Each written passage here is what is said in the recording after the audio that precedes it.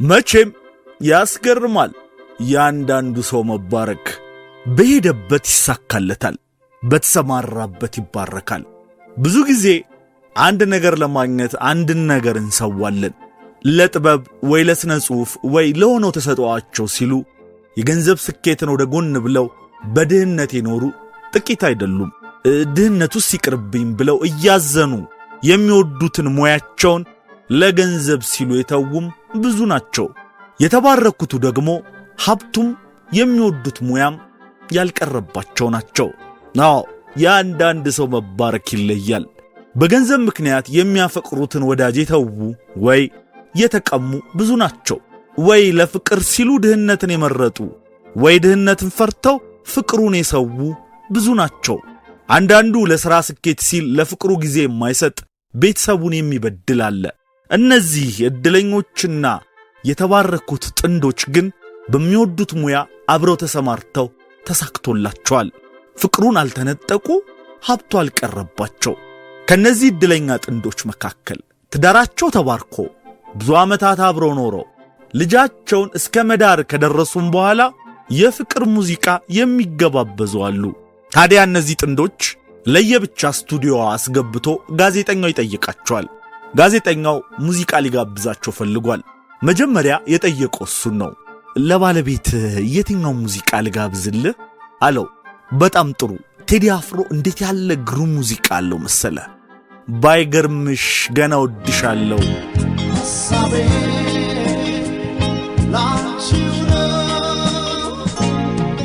የሚለውን ሙዚቃ ለሚስቴ ያድርስልኝ አለው። ከዚህ ሁሉ የጋብቻ ዘመን በኋላ በትዕዛዙ መሰረት ሙዚቃው ተደመጠ። አሁን የሷ ተራ ነው። ጋዜጠኛው ጠየቀ።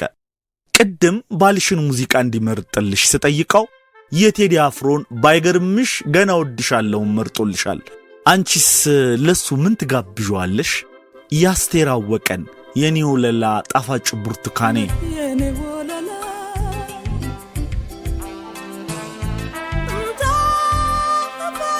የሚለው ሙዚቃዋን እንደሚወዱ አውቃለሁ። እሱን ጋብዝልኝ አለችው። በሥራቸውና በተሰማሩበት ዘርፍ ደምቀው ለመታየት ፍቅራቸውን መሰዋት ሳይሆን ፍቅራቸውን ማጠንከር የመረጡ የተባረኩ ጥንዶች። ሰላም ጤና ይስጥልን። እንዴት ናችሁ የተከበራችሁ ተከታታዮቻችን? ይህ ነበር ሚዲያ ነው።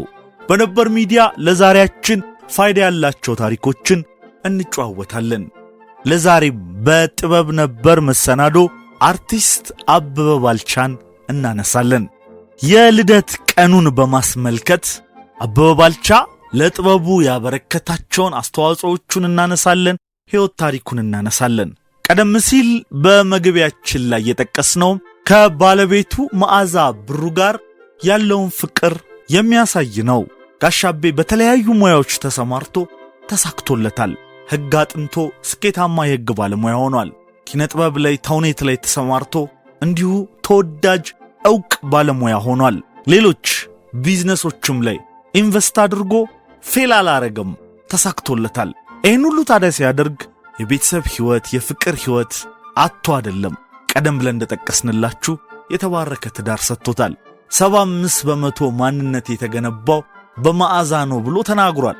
ይህንን ሁለገብ በተሰማራበት ሁሉ ስኬት የሚቀናውን አበበ ባልቻን ዛሬ እንኳን ተወለድክልን እያልን የሕይወት ታሪኩን በማንሳት እንዘክረዋለን። እስከ ዛሬ በተለያዩ ጊዜያቶች ስለ አበበ የተነሱ ጉዳዮችን ያነሳን እንዘልቃለን። አብራችሁን እስከ መሰናዷችን ፍጻሜ እንድትዘልቁ ነው በአክብሮት የምንጋብዛችሁ። ለቻናላችን አዲስ የሆናችሁ ቤተሰብ እንድትሆኑና ቻናላችንን ላይክ፣ ሼር፣ ሰብስክራይብ እንድታደርጉ በአክብሮት እንጠይቃለን። መልካም ጊዜ። እስኪ ቴዎድሮስ ሸዋንግዛው ስለ አበበ ባልቻ ያሰፈረውን ጽሑፍ እናጋራችሁ። እንደ አበበ ባልቻ የክፉ ሰው ገጸ ባህሪ በብቃት መጫወት የሚችል ሌላ ኢትዮጵያዊ ተዋናይ ያለ አይመስለኝም። በእርግጥ አንድ ብቁ ተዋናይ ሰፊ ሬንጅ ሊኖረው ይገባል። እጅግ የተራራቁና የተለያዩ ገጸ ባህሪያትን ሁሉንም በብቃት መጫወት ይጠበቅበታል። ነገር ግን አንዳንድ ተዋናዮች ድምጻቸው፣ የፊት መልካቸው፣ አጠቃላይ ገጽታቸው ውስን ገጸ ባህሪዎችን ብቻ እንዲጫወቱ ይጋብዛል። ለምሳሌ ዝነኛው የሆሊውድ ተዋናይ ቶም ሃንክስ ከ60 በላይ ፊልሞችን ሲሰራ ሁሌም ሰናይ ባህሪ ተላብሶ ነው የሚጫወተው ከሁለት ፊልሞች በስተቀር እነሱም The Lady Killers እና ኤልቪስ ናቸው። የቶም ፊት ገራገር ገጽታ ነው ያለው። ክፉ ገጸ ባህሪያትን ወክሎ ቢጫወትም የምር ክፉ መሆኑን ለማመን ተመልካች ይቸገራል። ከብቃት ማነስ ሳይሆን በፊልም ተመልካቾች እዝነ ልቦና ውስጥ የተቀረጸው የቶም ምስል ከዚህ ጋር ስለሚጋጭ ነው። አቤም በዘመን የቴሌቪዥን ድራማ ውስጥ ሰናይ ባህሪ የተላበሰ አባት ሆኖ ተቀርጿል። እኔ ግን አላሳመነኝም ይላል ቴዲ። እንዳልኩት የትወና ችሎታ ማነስ ሳይሆን ስለ አቤ ያለኝ ምስል ነው። ለምሳሌ የሚያስገመግም ድምፁ በፍቅር እያወራ እንኳን የሚደነፋና የሚቆጣ ነው የሚመስለው። በድምፁ ውስጥ አንዳች መሰሪነት አለ። በዚያ ላይ ግዙፍ ቁመናው በሚመለከተው ላይ ፍርሃት የማጫር ባህሪ አለው። ግዙፎቹ ሁሉ ክፉዎች ናቸው ለማለት ሳይሆን አንድ የካስቲንግ ባለሙያ ለፕሮጀክቱ ተዋናዮችን ሲመርጥ ከግምት ውስጥ ከሚያስገባቸው ነገሮች አንዱ የተዋናዩ ቁመና ነው። አቤ ክፉ ገጸ ባህሪ ተላብሶ ሲሰራ ለመጀመሪያ ጊዜ ያየሁት በግምት ከ30 ዓመት በፊት በኢትዮጵያ ቴሌቪዥን ዘውትር እሁድ በ120 ፕሮግራም ላይ በሚታየው ባለ ጉዳይ የተሰኘ የቴሌቪዥን ድራማ ላይ ነበር። ድራማውን ጥንቅቅ አድርጎ የጻፈው ነቢ መኮንን ነው። ዲያሎጎቹ በጣም በሳል ናቸው። ደግሞ ሞኖሎግም ከራስ ጋር ንግግርም አለው። ይህም ስለ ገጸ ባህሪያቱ በደንብ እንድናውቅ ይረዳናል። አይቸክም፣ ከስሜታችንም አያናጥበንም። ዋና ባህሪዎቹን የሚጫወቱት ፍቃዱ ተክለማርያምና አበበ ባልቻ ናቸው። የተዋናይ መረጣው እንከን አይወጣለትም። ፍቄ መሬት ፍለጋ መንግሥት ቢሮ የሚንከራተት ምስኪን ነው። አቤ የመንግሥት ቢሮክራት ነው። በፍቄ ውስጥ የሕዝብን እንግልት ስናይ፣ በአቤ ውስጥ ደግሞ በመንግሥት አስተዳደር ውስጥ በየመስሪያ ቤቱና ቢሮ ስር የሰደደውን የነቀዘ አሰራርና ቢሮክራሲ ነው። ባለ ጉዳይ አንድ ሌላ ድራማ ሳይሆን የሕይወታቸውን ፎቶ ነው። ለተለያየ ጉዳይ መንግሥት ቢሮ ያልተንከራተተ ዜጋና መንግሥታዊ ኃላፊነቱን ለተለያዩ ጥቅማ ጥቅሞች አሳልፎ ያልሰጠ ቢሮክራት የለም። ብቻ አቤ ይህንን ቢሮክራት ገጸ ባህሪ ፍጹም አድርጎ ስለተጫወተ አእምሮአችን ውስጥ እስከ ወዲያኛው ታትሞ የሚቀር ምስል ይፈጥራል። እንዴት ነው ካሁን በኋላ መልካም ሰው ሆኖ ቢተውን ሊያሳምነኝ የሚችለው? በጣም የዋህ ከሆንን ደግሞ አበበ ባልቻ በግል ሕይወቱ በጣም መሰሪ ሰው ሊመስለን ይችላል። በጣም የዋህ ከሆንን ደግሞ አበበ ባልቻ በግል ሕይወቱም ጭምር በጣም መሰሪ ሰው ሊመስለን ይችላል። ሌላው የአቤ የቅርብ ጊዜ ትወና ሰው ለሰው የተሰኘ ሌላ የቴሌቪዥን ድራማ ነው። በእርግጥ ድራማው ብዙ ችግሮች አሉበት። በጣም ኮሜርሻላይዝድ ሆኗል። ጥቂት ሳንቲም ለመስራት ብዙ ተንዛስቷል። ያም ሆኖ ድራማው ብዙ ተመልካች ነበረው። ድራማውን ድራማ ያደረገው ደግሞ የአቤ ገጸ ባህሪ አስናቀና የአቤ ትወና ነው። ከድራማው ውስጥ አቤን አውጥተን ብንመለከተው ምንም ይቀራል። እንደውም አቤን የማያውቁት ብዙ ተመልካቾች አስናቀ ብለው ነው የሚጠሩት። አበበ የቴሌቪዥን ድራማ ተዋናይ ብቻ አይደለም፣ ቲያትርም ተጫውቷል። ገና በ25 ዓመቱ በአባተ መኩሪያ አዘጋጅነት ኦቴሎን ከተጫወተ በኋላ ከ30 ዓመት በኋላ በድጋሚ ከመሰረት መብራቴ ጋር ተውኖታል። በፊልምም ቢሆን ጥቂት የማይባሉ ፊልሞችን ሰርቷል። በዚህ ሁሉ መካከል ስለ አቤ የሚደንቀኝ አንድ ነገር አለ። አቤ የሕግ ምሩቅና የተሳካለት ጠበቃ ነው። ድራማ፣ ፊልም፣ ቲያትር የሚሰራው ለእንጀራ አይደለም። እንጀራ የሚበላው በጥብቅና ሙያው ነው። የሕይወት ዘይቤ አሰልጣኞች እንዲህ ይላሉ: 3 ሆቢዎች ይኑሩህ። 1 ገንዘብ የምትሰራበት፣ 2 የነፍስህን መሻት የምታዳምጥበት፣ 3 አካላዊ ብቃትህን የምትጠብቅበት። በእርግጥ ከነዚህ መካከል የሚደራረቡ ይኖራሉ። ለምሳሌ ከነፍሴ የምትወደውን ሥራ እየሠራ አብሮ ጥሩ ክፍያ ቢኖረው፣ ይህ ግን ሦስተኛው ዓለም ውስጥ ቅዠት ነው። በተለይ በጥበብ ሥራ ውስጥ ላሉ አብዛኛዎቹ ከባድ ነው። የደራሲዎች፣ ሰዓሊዎች፣ ተዋናዮች፣ ሙዚቀኞች ሥራቸውን በፍቅር ቢሰሩትም የገንዘብ ክፍያው አያኖርም። የአቤ ልምድ በዚህ በኩል ጥሩ ይመስለኛል። ገንዘብንና የነፍስ ጥሪን መለያየት። አሁን ደግሞ አስናቀ ቨርስስ አጎቴ ታየር በሚል ኤፍሬም አሊ ያቀረበውን ጽሑፍ እናጋራችሁ። አበበ ባልቻ ድንቅ ተዋናይ ነው። በተለይ በልጅነት ያየሁት ስለሆነም ይሆናል ባለ ጉዳይ ላይ የነበረው ትወና ዛሬም አይረሳኝ ይላል ኤፍሬም። ቀናው ተበጀን የሚያይበት አስተያየት እንኳ የተለየ ነው። አቤ ማየት ይችልበታል። ከዚህም በላይ ቲያትር ላይ ብዙ ድንቅ ሥራዎችን ሰርቷል። በኪነ ጥበቡ ዘርፍ በእኛና በሌሎቹ በሰለጠኑት መካከል ያለው የልቀት ልዩነት የሰማይና የምድር ያህል ነው ለማለት ይከብዳል። አንዳንዴ ደመና ወደ ምድር ሲመጣ መሬትና ሰማይ የሚገጣጠሙበት ወቅት አለና ልዩነታችን ደግሞ ከዚህም ይሰፋል። በሰው ለሰው ያለው አስናቀና በጥቁር ፍቅር ላይ ባለው አጎቴ ታየር መካከል ያለውን ልዩነት ያህላል። አስናቀ ዕውቀት አልባ ሰው ነው። እሱም ራሱ የዘመኑን ነገር አላውቅም ይላል። አላወቅኩም ካለ ያችኑ ጥርሴን ነቀልኩባት የሚላትን የኮንትሮባንድ ንግድ ነው የሚያነሳው። ቢሮ ሆኖ ምን እንደሚሰራ በውል የሚያውቀው ነገር የለም። ሰዎችን በዙሪያው ሰብስቦ የያዘው በምን ጥበብ እንደሆነም ግልጽም አይደለም። በማስፈራራትና ብር በመስጠት ካላል ነው በቀር ሰዎችን ሲያስፈራራና ያሻውን እንዲያደርጉለት ሲያዝ እነሱም ለምን እንደሚታዘዙለት እሱም እንዴት ልዕልናውን እንዳሳያቸው የሚገልጽበት መንገድ አሳማኝም አይደለም። የሱ ኃያልነት ኮስተር ያለ መጠጥ በመጠጣትና በረዶ በመቆርጠም ብቻ የሚገለጥ ይመስላል። አጎቴ ታየር እንዲህ አይደለም። አንድ ሰው ጥሩ ክፉ ለመባል ደግ የሚባሉት ሰዎች ሊገቡባቸው የሚችሉትን ቀዳዳዎች ሁሉ ቀድሞ አውቆ በስውር መድፈንን ይጠይቃል። ደግሞም የክፋት ጥግ መጨረሻ የለውምና በመሰናክል ላይ መሰናክል የማስቀመጥን ጥበብ መካን የግድ ነው። አጎቴ ታየር ይህን በደንብ ይችልበታል። አጎቴ ታየር የሊቆች ሊቅ ነው። ሲናገር ካንደበቱ መጽሐፍ ይፈልቃል። አይደለም አላዋቂዎቹን ዋነኞቹን እንኳ መግቢያ የሚያሳጡት ንግግሮቹ ድንቅ ሐሳብና ሳይንሳዊ መሰረት የያዙ ናቸው። ዝም ተብሎ የሚጠላም ሰው አይደለም። ተግባሩ ተራ ጥላቻ ሳይሆን ከጥልቅ የሕይወት ተሞክሮና ከተፈጥሮ ኩነቶች የተቀዳ ድብቅ ባህሪው እንደሆነ ያሳያል። አጎቴ ታየር ፈላስፋም ነው። ሄደ መጣ አይነት ተራ ቃላትም አይናገርም። ይልቅም ተመንዝሮ የማያልቅና ጠብ የማይል ቅኔ ነው የሱ ወግ። እናም ልዩነታችን ይህን ይመስላል።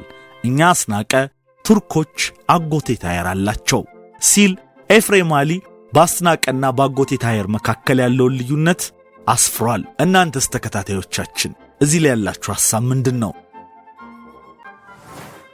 እዝራ እጅጉና ሳራ መሐመድ በተወዳጅ ሚዲያ ይህንን ማስታወሻ አስፍረውለታል።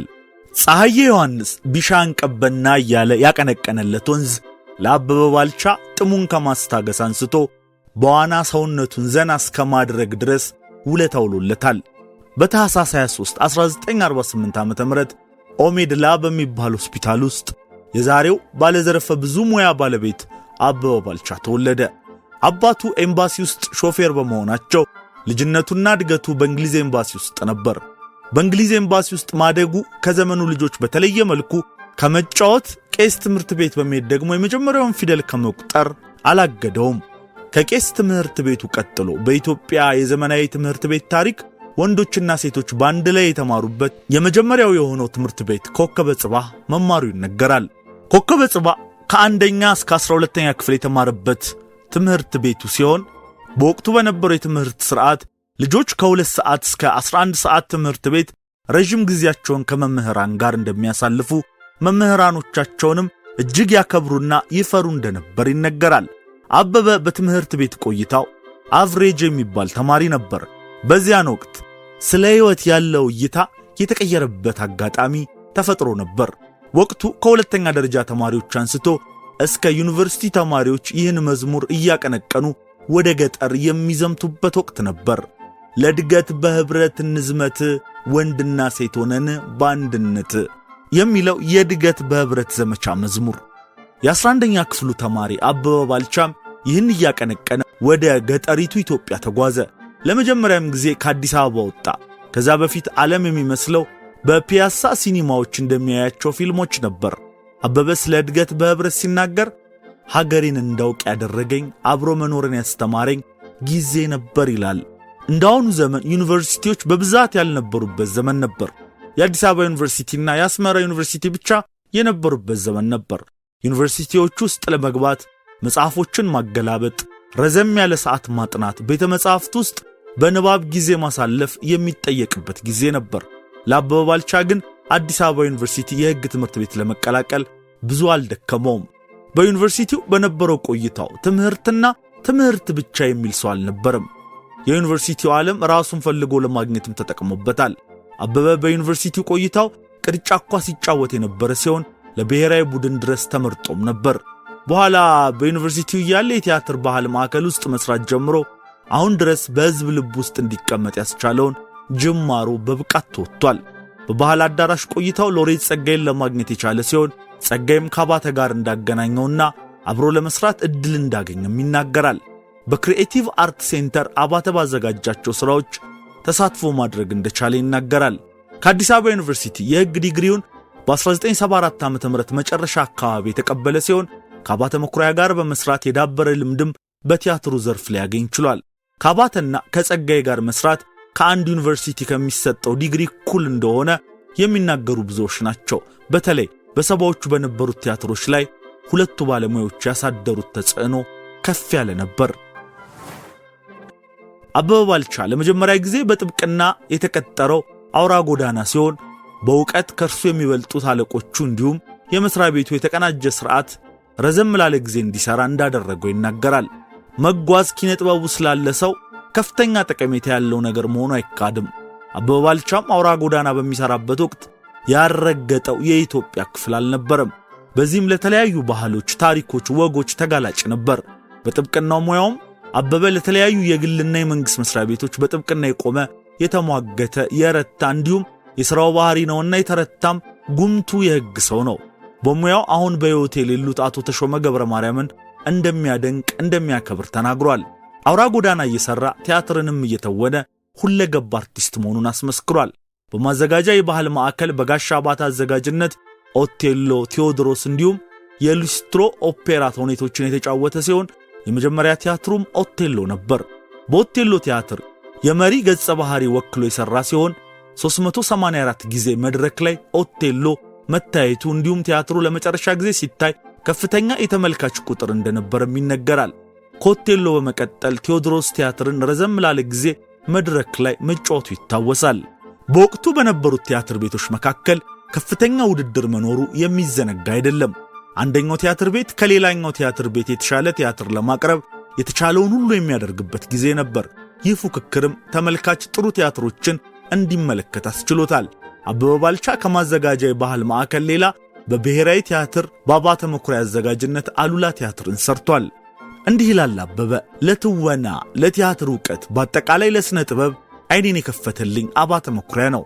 አዋቂ፣ ደግ፣ ሰጥቶ አስተምሮ ዳይሬክት አድርጎ የማይደክመው የማይሰለቸው የማይበቃው የኢትዮጵያ የቲያትር ጥበብ ዋርካ አባተ መኩሪያ በሰጠኝ ዕድልና ትምህርት ነው የሆንኩትን ሁሉ ሆኜ የተገኘሁት፣ በጥሩ ሁኔታ የሠራሁት ሁሉ የሱ ነው በማለት ለጋሻ አባተ ያለውን ልዩ አክብሮት ይገልጻል።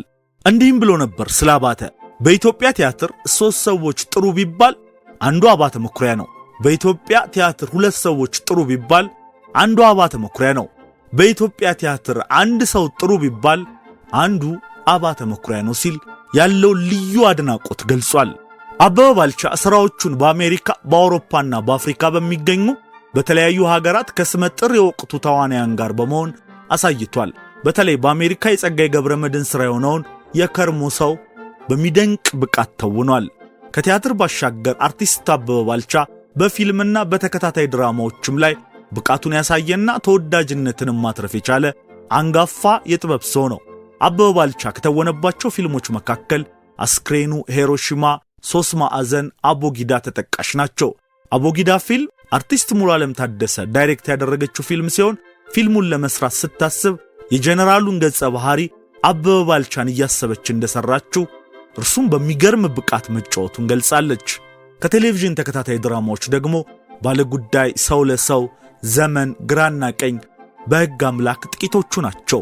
በተለይ በኢትዮጵያ ቴሌቪዥን ይተላለፍ የነበረው የሰው ለሰው ድራማ አስናቀ የተሰኘውን ገጸ ባህሪ አበበ ባልቻ በሚገርም ብቃት ሲጫወት ብዙዎችን አስደንቆ ነበር። ይህም የአበበ ባልቻን የቲያትር ቤት ትወና ማየት ላልታደለ ወጣት ከፍተኛ ተቀባይነትን ያስገኘለት ሥራው ነበር። ከሌሎች ባለሙያዎች ጋር ከትወና ሌላ አብሮ የሰራቸው ሥራዎች በሀገራችን የቱሪዝም ዘርፍ ላይ ትልቅ ለውጥ ካመጡ ተቋማት አንዱ የሸራተን አዲስ ሆቴል መከፈቱ ነው። የሸራተን ሆቴል ሲከፈት አበበ ባልቻ የዝግጅቱ ዋና አስተባባሪ ነበረ። ከሸራተን ሆቴል ጋር በተገናኘ በሙዚቃው ኢንዱስትሪም ከፍተኛ መነቃቃት የተፈጠረ ሲሆን የተለያዩ ኮንሰርቶች በሆቴሉ ይዘጋጁ ነበር። እነዚያን ኮንሰርቶች ካዘጋጁት መሃል አበበ ባልቻ ተቀዳሚው ነው። አበበ በኢትዮጵያ ሚሊኒየም የሥነ ጥበብ ዝግጅት ኃላፊ ሆኖ የሰራበት ጊዜ በጣም የሚያስደስተው ጊዜ እንደሆነ ይናገራል። ሌላው አበበ ባልቻ የሪፖርተር ጋዜጣ ባለ ድርሻ የነበረ ሲሆን በ1994 ለአቶ አማረ ሙሉ ለሙሉ ድርሻውን ሰጥቶታል። አበበ ባልቻ የዩኒቨርሲቲ ተማሪ ያለ ከተዋወቃት መዓዛ ብሩ ጋር ቤተሰብ የመሰረተ ሲሆን የተጋቡትም አናስገባም ሰርገኛ እደጅተኛ ሳይባል ሳይጨፈርላቸው ቴሄራን የኢትዮጵያ ኤምባሲ ውስጥ ነው። አበበ ባልቻ የሁለት ወንድ ልጅና የአንድ የሴት ልጅ አባት ነው።